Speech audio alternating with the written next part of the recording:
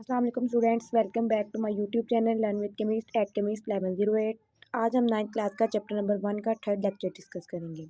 Chapter number 1 है हमारे पास है फंडामेंटल ऑफ केमिस्ट्री। आज हम इसका जो मेन टॉपिक डिस्कशन करने जा रहे हैं वो है एलिमेंट्स। एलिमेंट्स है क्या? सबसे पहले हम देखेंगे कॉन्सेप्ट्स ऑफ एलिमेंट। एलिमेंट का कॉन्सेप्ट कहाँ से मिला, कैसे मिला। फिर हम इसकी रिप्रेजेंटेशन को देखेंगे। रिप्रेजेंटेशन में हम क्या देखेंगे कि हाउ एलिमेंट्स आर रिप्रेजेंटेड, कि एलिमेंट्स को कैसे हम रिप्रेजेंट करते हैं। एंड थर्ड वन है हमारे पास वैलेंसी। वैलेंसी में हम क्या देखते हैं कि वैलेंसी ऑफ एलिमेंट देखेंगे कोवलेंट और आयनिक दोनों कंपाउंड्स में। कि कोवलेंट कंपाउंड में जो होती है वैलेंसी वो कैसे एलिमेंट्स की देखी जाती है और वो क्या होती है, और आयनिक कंपाउंड में कैसे होती है। एंड लास्ट वन जो हमारे पास है वो है क्लासिफिकेशन। क्लासिफिकेशन में हम देखेंगे कि एलिमेंट्स जो है वो कहाँ कहाँ किन चीज़ों में जो है वो क्लासीफाई कर रहा है, किन टर्म में वो क्लासीफाई हो रहा है। ये जो थी हमारे पास थी होल समरी थी किसकी, एलिमेंट की। अगर हम इसको अर्ली एजेस में देखें एलिमेंट्स को, तो अर्ली एजेस में सिर्फ 9 एलिमेंट डिस्कवर हुए थे। वो 9 एलिमेंट कौन कौन से थे हमारे पास देखें, carbon, gold, silver, tin, mercury, lead, copper, iron, sulphur. ये जो 9 एलिमेंट थे ये अर्ली एजेस में डिस्कवर हुए थे। जो अर्ली एजेस थे उनमें जो एलिमेंट्स थे उनको कंसिडर किया जाता था एक सब्सटेंस के तौर पर, कि एलिमेंट्स क्या है, एक ऐसा सब्सटेंस है जो कभी भी टूट नहीं सकते छोटे छोटे यूनिट्स में केमिकल रिएक्शन के थ्रू। मतलब कि जब भी कोई केमिकल रिएक्शन होता है, फॉर एग्जांपल एक सब्सटेंस है उसका हम केमिकल रिएक्शन करवा रहे हैं, तो उसमें क्या होगा, जो केमिकल रिएक्शन में जो सब्सटेंस है वो ड्यूरिंग रिएक्शन भी टूटकर जो है वो छोटे छोटे पीसीज में कन्वर्ट नहीं होता। अगर हम इसकी डेफिनेशन को देखें, जो अर्ली है जिसमें एलिमेंट की डेफिनेशन थी उसमें जो है इसको कंसीडर किया गया है एलिमेंट को सब्सटेंस के तौर पर। जैसा कि मैंने आपको पहले ही बताया सब्सटेंस है, अब इधर क्या है, सब्सटेंस है तो इसके जो एटम है वो क्या होंगे, आइडेंटिकल होंगे। ठीक है। अगर सेंचुरी की बात करें तो 19th सेंचुरी के बाद 60 पॉजिटिव एलिमेंट्स डिस्कवर हुए। और अगर हम 19th सेंचुरी के देन प्रेजेंट की बात करें, तो अगर हम प्रेजेंट यानी आज की बात करें, तो 118 एलिमेंट्स की डिस्कवरीज हो चुकी हैं। पहले हमने डेफिनेशन को देखा था एलिमेंट्स की अर्ली एजेस में, कि एलिमेंट्स जो थे वो अर्ली एजेस में उनको कैसे डिफाइन किया गया। अब हम प्रेजेंट की डेफिनेशन, प्रेजेंट में जो एलिमेंट्स की डेफिनेशन है उसको देखते हैं कि प्रेजेंट में जो हमारे एलिमेंट्स मौजूद हैं वो कितने मौजूद हैं, 118 एलिमेंट। कहता है element is a substance made up of same type of atom having same atomic number and can not be decompose into simpler substance. अब वो क्या कह रहे हैं, उसने तब भी कहा था अर्ली एजेस में भी यही था कि एलिमेंट क्या एक सब्सटेंस है और उसके जो एटम है वो क्या है, made up of identical atom, मतलब सेम टाइप ऑफ एटम से वो मिलकर बना हुआ है। इतनी बात जो थी वो एलिमेंट जो अर्ली एजेस में थे और जो प्रेजेंट में उनमें सेम थी। बट अगर जो डिफरेंस है अब प्रेजेंट में वो क्या है कि उनके जो एटम है उनका एटॉमिक नंबर भी सेम है, बट तब ये बात नहीं कही गई थी कि सेम एटॉमिक नंबर। अब जो इधर उन्होंने बात किया कि ऐसा सब्सटेंस जो सेम टाइप ऑफ एटम से बना हुआ हो मिलकर और उसका जो एटॉमिक नंबर है वो भी सेम हो। अब एटॉमिक नंबर सेम है, इसकी क्या रीज़न है कि एटॉमिक नंबर सेम है। अब इसकी रीज़न ये है कि जैसे जैसे डिस्कवरीज होती गई हमें एक ही एटम के मुख्तलिफ एटॉमिक मैसेज मिले। जब एक ही एटम जिसके जो है वो डिफरेंट एटॉमिक मैसेज हैं बट उसका जो एटॉमिक नंबर है वो सेम है, तो क्या हुआ, उसके जब एटॉमिक मैसेज जो मिले तो इससे प्रूफ हुआ कि जो एलिमेंट्स हैं उनके एटॉमिक नंबर भी क्या है, वो सेम है। बट जो डिफरेंस है वो कहाँ आएगा, इसके एटॉमिक मैसेज में आएगा कि इनके एटॉमिक मैसेज क्या है, वो डिफरेंट है। एग्जाम्पल से इसको समझते हैं। देखिए इधर हमारे पास क्या है, एक एटम है। हमें पता है एटम के सबसे जो इनर मोस्ट पार्ट होता है वो क्या होता है, न्यूक्लियस होता है। हमारे पास इधर देखिए एक हमने एटम लिया, उसके अंदर न्यूक्लियस भी प्रेजेंट है और न्यूक्लियस के जो अराउंड जो है वो शेल्स भी प्रेजेंट है। अब हम क्या करते हैं, फॉर एग्जाम्पल हमने क्या किया, सपोज किया कि हमारे पास जो इस एटम में नंबर ऑफ प्रोटोन है वो क्या है, 3 है। जब नंबर ऑफ प्रोटोन 3 है तो बेटा उसका एटॉमिक नंबर भी 3 होगा। अब मैं आपको बताती हूँ कि एटॉमिक नंबर हमें कैसे पता लगता है कि एक एटम है उसमें एटॉमिक नंबर कितने हैं। एक एटम में जितने नंबर ऑफ प्रोटॉन्स होंगे या जितने उसमें पॉजिटिव चार्ज प्रेजेंट होंगे उतने ही उसमें उसका क्या होगा, एटॉमिक नंबर होगा। तो हमें पता है इसके में नंबर ऑफ प्रोटॉन क्या है, 3 है। पॉजिटिव चार्जेस कितने हैं, 3 है, तो इसका एटॉमिक नंबर क्या होगा, 3 होगा।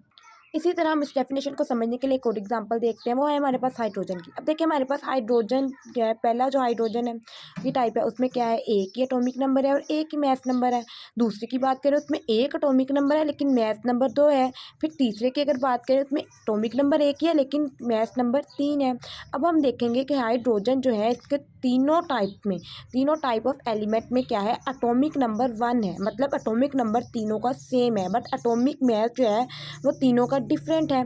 तो हम अब हमें इसकी डेफिनेशन अच्छे से समझ आ जानी चाहिए। अगर नहीं आई तो फिर भी हम नेक्स्ट एग्जांपल देख लेते हैं।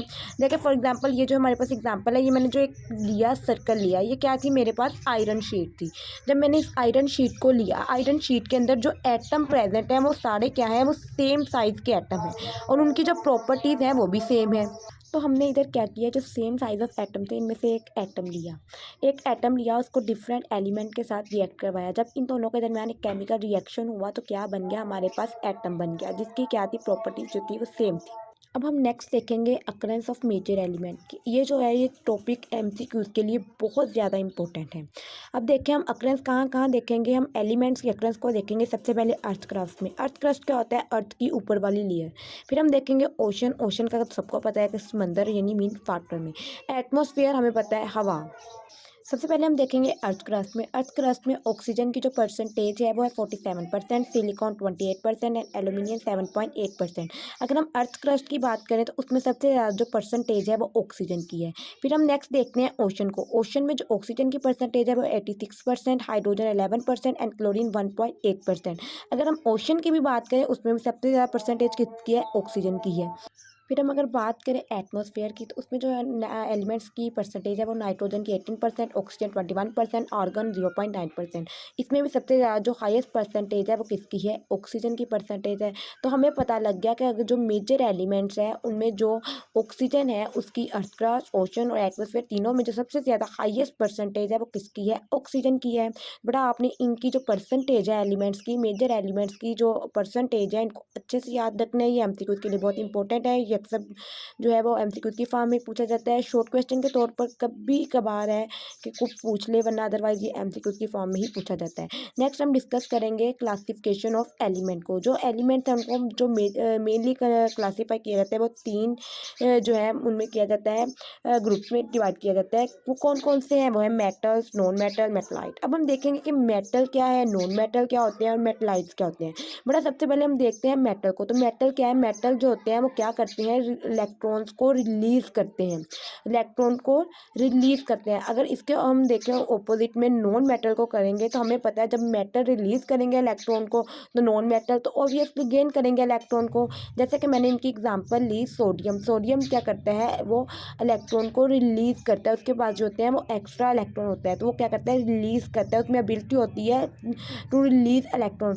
तो जो होते हैं नॉन मेटल उसको में क्या होती है, कमी होती है, उनके एटॉमस शेल में इलेक्ट्रॉन कम होते हैं तो वो क्या करते हैं, वो प्रेफर करते हैं इलेक्ट्रॉन को गेन करने में। तो हमेशा मेटल वो होते हैं जो इलेक्ट्रॉन को रिलीज करते हैं, नॉन मेटल वो होते हैं जो इलेक्ट्रॉन को गेन करते हैं। मेटलाइट क्या होते हैं, मेटलाइट इन दोनों का मिक्सचर होता है जो क्या करते हैं, जिसमें मेटल और नॉन मेटल दोनों की कैरेक्टरिस्टिक पाई जाती है। तो मैंने लिखा हुआ है intermediate characteristic of metal and non metal, मतलब मेटलाइट जो है वो मेटल भी होते हैं और नॉन मेटल भी होते हैं। अब जो हमारे पास नेक्स्ट पार्ट है वो भी एमसीक्यूज के लिए बहुत ज़्यादा इंपॉर्टेंट है, एलिमेंट्स इन ह्यूमन बॉडी। पहले हमने देखा अर्थ क्रस्ट में एलिमेंट्स की परसेंटेज को देखा, ओशन में देखा, एटमॉस्फेयर में देखा, बट अब हम इसको देखेंगे ह्यूमन बॉडी में भी।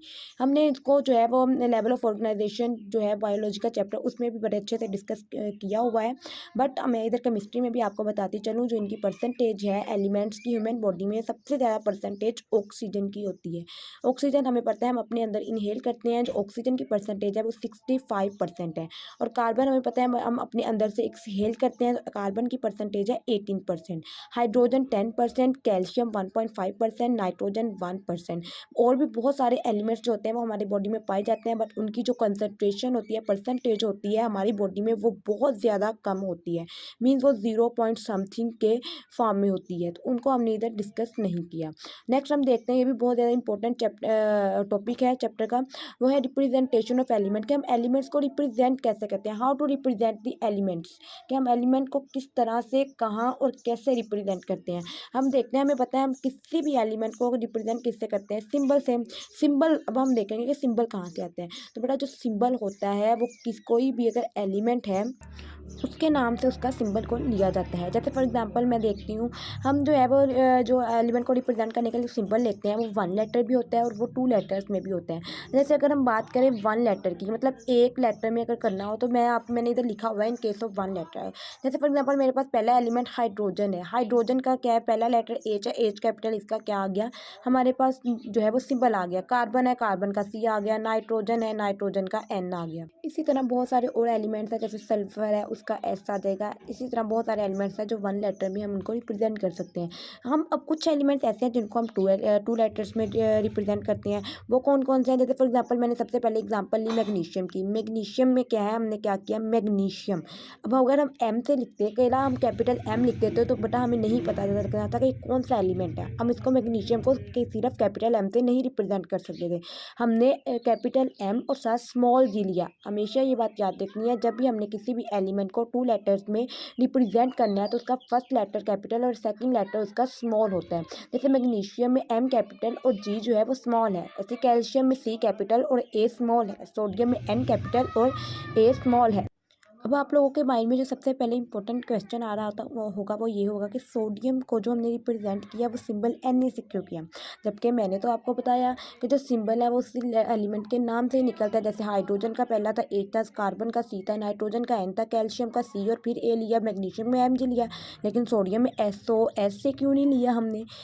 तो मैं आपको बताती हूँ इसके रीज़न कि हमने सोडियम का एलिमेंट एन क्यों लिया। बेटा जो सोडियम है ना, सोडियम जो है वो एक लफ्ज़ था नेट्रियम, नेट्रियम से निकला था।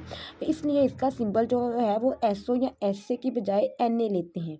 ये बहुत कम बात जो है वो डिस्कस की गई है, लेकिन मैं आपको बताती चलूँ, आप लोगों ने ये बात याद रखनी है। जो सोडियम वर्ड है वो नेट्रियम से निकला था और नेट्रियम से ड्राइव होने की वजह से ही हम इसको एसओ और एस से की बजाय हमने इसको एन के सिंबल से रिप्रेजेंट किया। अब आप लोगों ने अपने माइंडसेट में ये बात नहीं सिर्फ बैठा लेनी कि हम जो है वो एलिमेंट्स को उसके मतलब नाम से ही निकालते हैं सिंबल्स उसके। आप लोगों को ने ये बात भी याद रखनी है कि जो एलिमेंट्स होते हैं वो कोई ग्रीक वर्ड्स में होते हैं, लैटिन होते हैं, जर्मन वर्ड में होते हैं। तो आप लोगों ने जो इसके हिसाब से होता है, जैसे अभी मैंने आपको बताया कि जो सोडियम था ये वर्ड जो था वो नेट्रियम से निकला था। सही है। आई होप तो कि आपको इसकी रिप्रेजेंटेशन भी समझ आ गई होगी। अब हम नेक्स्ट देखते हैं वैलेंसी ऑफ एलिमेंट। वैलेंसी की डेफिनेशन क्या होती है। सबसे पहले हम देखते हैं कि वैलेंसी है क्या। वैलेंसी क्या है, combining capacity of element with other element. तो एक एलिमेंट की दूसरे एलिमेंट के साथ जो पैचअप करने की या जो कंबाइन करने की कैपेसिटी है उसको हम क्या नाम देते हैं, वैलेंसी का। मैंने आपको पहले भी बताया था, जब मैंने इंट्रोडक्शन में बताया कि हम वैलेंसी को देखेंगे, वैलेंसी की डेफिनेशन देखेंगे, बाद में हम देखेंगे कि वैलेंसी कोवलेंट कंपाउंड में वैलेंसी एलिमेंट्स की कैसे होती है, क्यों होती है और क्या होती है, और आयनिक कंपाउंड में भी देखेंगे। तो बेटा हम देखते हैं सबसे पहले कोवलेंट कंपाउंड में। कोवलेंट कंपाउंड क्या होते हैं, कोवलेंट कंपाउंड में होता क्या है। कोवलेंट कंपाउंड में होती है म्यूचुअल शेयरिंग ऑफ इलेक्ट्रॉन। अगर इंस्टेड ऑफ दीज हम आयनिक कंपाउंड को डिस्कस करेंगे तो उसमें ट्रांसफर ऑफ इलेक्ट्रॉन होगा, वो हम नेक्स्ट डिस्कस करेंगे। अब हम देखते हैं कोवलेंट कंपाउंड को। मैंने आपको बताया कि कोवलेंट कंपाउंड में क्या होती है, तो एलिमेंट लिए, एक हाइड्रोजन लिया, दूसरा क्लोरीन लिया। अब हम पता है हाइड्रोजन के आउटरमोस्ट शेल में 1 इलेक्ट्रॉन होते हैं और क्लोरीन के आउटरमोस्ट शेल में हमें पता है 7 इलेक्ट्रॉन होते हैं। अब हमने एक हाइड्रोजन से का लिया एटम और दूसरा हमने इलेक्ट्रॉन लिया और दूसरा हमने क्लोरीन से लिया। हमारे पास इधर पेयर ऑफ इलेक्ट्रॉन हो गया। पेयर ऑफ इलेक्ट्रॉन जो है, अब हम पता है क्लोरीन को अपना ऑक्टेट करने के लिए भी 1 इलेक्ट्रॉन का पेयर चाहिए, कंप्लीट करना है। और हाइड्रोजन को अपना डुप्लेट करने के लिए, पूरा करने कंप्लीट करने के लिए उसे अपना 1 इलेक्ट्रॉन जो है वो चाहिए। अब क्या होगा, जब इनकी आपस में इलेक्ट्रॉन की शेयरिंग होगी तो क्लोरीन का ऑक्टेट कंप्लीट हो जाएगा और हाइड्रोजन का क्या होगा, उसका जो है वो डुप्लेट कंप्लीट हो जाएगा। क्यों, देखो हाइड्रोजन ने 1 इलेक्ट्रॉन शेयर किया तो उसकी वैलेंसी क्या है, 1 और अगर क्लोरीन को 1 इलेक्ट्रॉन चाहिए तो जो वो हाइड्रोजन क्लोरीन के साथ कर रहा है और क्लोरीन हाइड्रोजन के साथ इलेक्ट्रॉन शेयर कर रहा है, म्यूचुअल शेयरिंग हो रही है, तो इधर क्लोरीन की भी वैलेंसी क्या है, हमारे पास 1 है। तो दोनों की वैलेंसी क्या हो गई, 1। अब हम देखते हैं आयनिक कंपाउंड को। बच्चे मैंने आपको जैसे बताया कि कोवलेंट कंपाउंड क्या है, म्यूचुअल शेयरिंग ऑफ इलेक्ट्रॉन होती है। बट आयनिक कंपाउंड उसके ऑपोजिट है, उसमें क्या होता है, ट्रांसफर ऑफ इलेक्ट्रॉन होती है। मतलब उसमें या तो इलेक्ट्रॉन गेन होते हैं या फिर इलेक्ट्रॉन जो होते हैं वो लूज हो जाते हैं। अब देखिए जैसे मैंने फर्स्ट एग्जाम्पल में लिखा हुआ है सोडियम। सोडियम क्या करता है, 1 इलेक्ट्रॉन को रिलीज करता है, रिमूव करता है, तो उसकी वैलेंसी क्या है, 1। मैग्नीशियम 2 इलेक्ट्रॉन को रिमूव करता है तो उसकी वैलेंसी क्या है, +2। इसी तरह क्लोरीन जो है वो 1 इलेक्ट्रॉन को गेन करता है तो उसकी वैलेंसी क्या है, 1। जो ऑक्सीजन है वो 2 इलेक्ट्रॉन को कौन गेन करता है तो उसकी वैलेंसी क्या है 2। नाइट्रोजन 3 इलेक्ट्रॉन को गेन करता है तो उसकी वैलेंसी है 3। जो इलेक्ट्रॉन जितने इलेक्ट्रॉन को एलिमेंट रिलीज करता है, रिमूव करता है, या जितने एलिमेंट्स को वो गेन करता है उसको हम क्या बोलते हैं, उसकी वैलेंसी बोलते हैं। नेक्स्ट हम देखते हैं टर्म है रेडिकल। रेडिकल क्या है, इलेक्ट्रॉन रेडिकल में जो होते हैं इलेक्ट्रॉन वो पेयर की फॉर्म में प्रेजेंट नहीं होते हैं। मतलब जो पेयर होते हैं वो क्या होते हैं 2 4 6 या 8 एलिमेंट का पेयर होता है, लेकिन इसमें क्या होता है जो रेडिकल होते हैं वो प्रेजेंट नहीं होते पेयर्स की फॉर्म में। अब नेक्स्ट हम देख लेते हैं वेरिएबल वैलेंसी। वेरिएबल वैलेंसी की जो डेफिनेशन उनको कंसेप्ट होता है मेन वो ये होता है कि जो वो एलिमेंट जिनकी वैलेंसी जो है वो कम्प्लीटली चेंज होती रहती है। मतलब वो उनकी जो है वो कांस्टेंट एक जैसी वैलेंसी नहीं रहती। जैसे फॉर एग्जांपल मैंने पहला जो लिया इधर एग्जांपल वो लिया एक फेरस सल्फेट को। फेरस क्या है, फेरस इधर फेरस की अगर फेरस सल्फेट FeSO4 इसका फॉर्मूला होता है। अगर फेरस में बात करें तो उसकी वैलेंसी जो फेरस के आयरन की वैलेंसी है वो है +2। तो अगर हम इसकी निस्बत हम फेरिक सल्फेट को नीचे देखें तो उसमें क्या है, फेरिक सल्फेट का फॉर्मूला आता है Fe2SO4 3। तो इसमें जो फेरिक की आयरन की जो हमारे पास वैलेंसी है वो +3 है। तो देखें इसमें फेरस में जो आयरन की वैलेंसी थी वो और थी +2 थी, और फेरिक में अगर देखें तो आयरन की वैलेंसी जो है वो +3 है। तो इनकी जो वैलेंसी था वो चेंज हो गई।